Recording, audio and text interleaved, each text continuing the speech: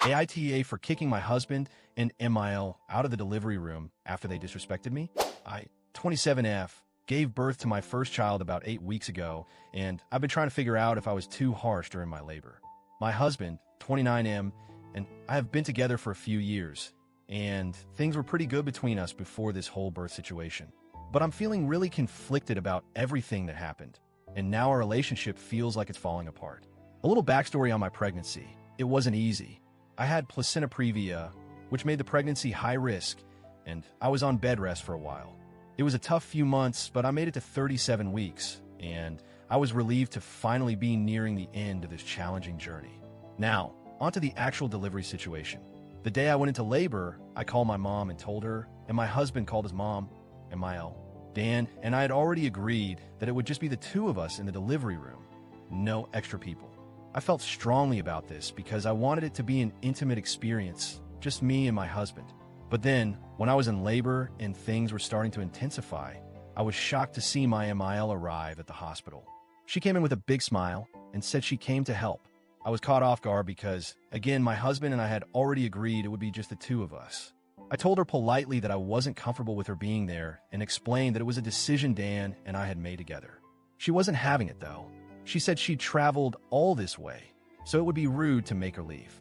At that point, I called my mom to come to the hospital because there's a rule at the hospital limiting the number of people allowed in the delivery room to 2. I figured if I had to have one extra person in the room, I'd rather have my mom there.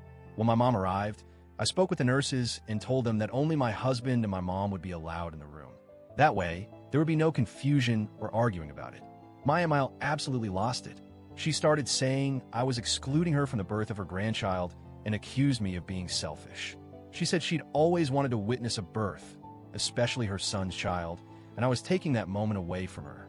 She made a huge scene, and I was feeling so stressed and overwhelmed. My mom, tried to avoid further conflict, said she would sit in the waiting room and pray for us while MIL stayed in the room. But this is where it started to get really messy. As my labor progressed, things were getting more intense. I was doing everything I could to stay calm, but then I saw my husband, Dan, holding his phone and recording me. He was filming me while I was in labor, which completely threw me off. I calmly asked him to stop and told him that I wasn't comfortable being recorded. He didn't listen and kept filming, even when the nurse came in to check how dilated I was. I told him again that this wasn't okay with me, and he responded by saying, "Since my mom can't be here, I'll record everything for her so she won't feel left out." I was livid. I felt humiliated and violated.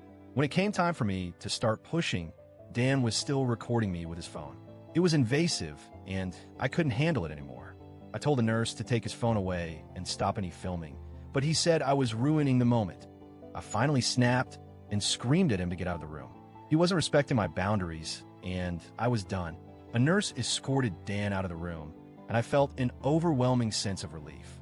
I wasn't going to let anyone disrespect me in such a vulnerable moment. Fast forward to after the birth.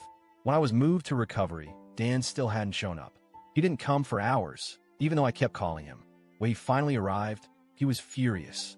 He said I was selfish for kicking him and his mom out of the delivery room and that I had excluded him from the birth of his son.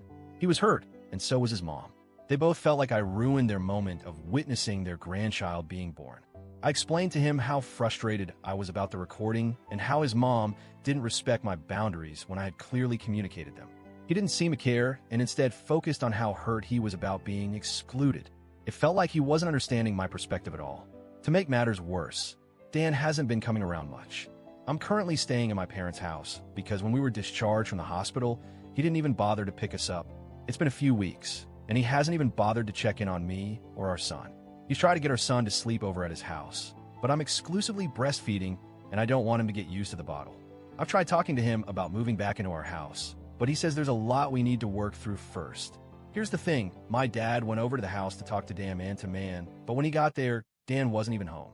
At this point, I feel so hurt and unsupported. Before all of this, Dan was a pretty decent husband, and I thought we were a team. But right now, it feels like he's choosing his mom's feelings over mine, and that's not okay with me. I'm just feeling really lost. I'm not sure if I'm being unreasonable. Was I too harsh, kicking Dan and his mom out of the delivery room? Should I have just let things go? I'm honestly wondering if I've made a huge mistake here. AITA for doing what I did.